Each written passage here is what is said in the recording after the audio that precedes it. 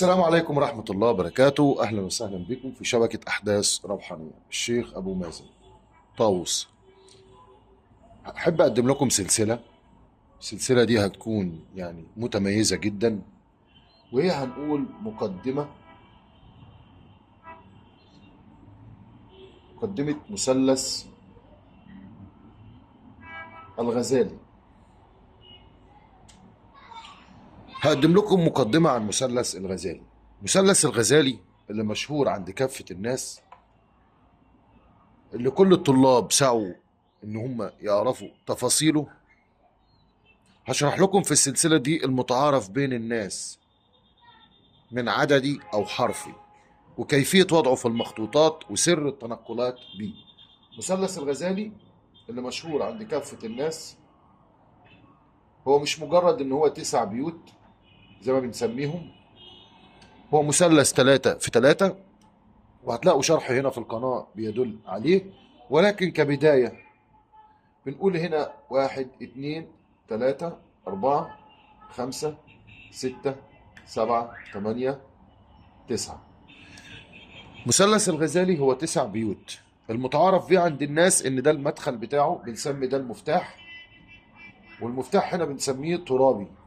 ليه مفتاح ترابي؟ لان المفتاح بيبتدي معانا هنا اسمه بيت التراب. يعني ايه بيت التراب؟ بيت التراب كده بنتكلم في الطبائع الاربعه. الطبائع الاربعه بنسميهم النار، التراب، الهواء، الماء. افتتاحية الحديث بتاعنا في ان الطبائع الاربعه بنلاقيه دايما في المخطوطات او دايما في العلوم بنسميها كلمه نتهم او نترم. في المشرق بيسموها نتهم، وفي المغرب بيسموها نترم. يعني ايه نتهم ويعني ايه نترم؟ الاتنين نفس المعنى. النون للنار، والتاء للتراب، والهاء للهواء، والميم للماء.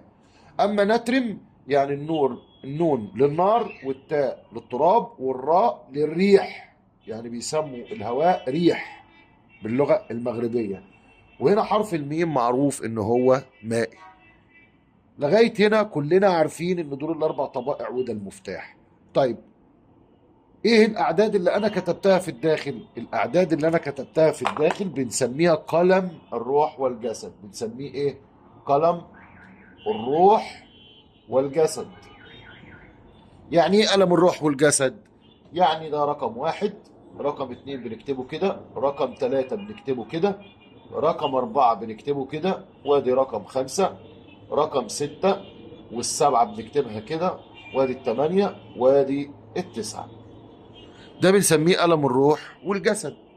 طيب هل مثلث الغزالي بيكون مربع زي ما احنا ما شايفينه؟ لا، بمعنى ده بيسمى إطار. هنا الإطار بتاع مثلث الغزالي بنكتبه دايما هكذا، بنقوله قوله الحق هكذا، وله الملك زي ما انتم شايفين كده. يقتصر على ذلك؟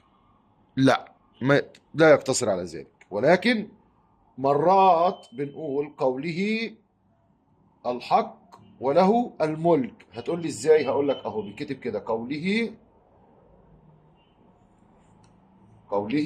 هكذا الحق وله الملك، وبرضه قوله الحق وله الملك. فهمتوا؟ مرات بينكتب كده ومرات بيتكتب كده، لكن اللي مشهور عند الناس هو ده اللي مشهور عند الناس.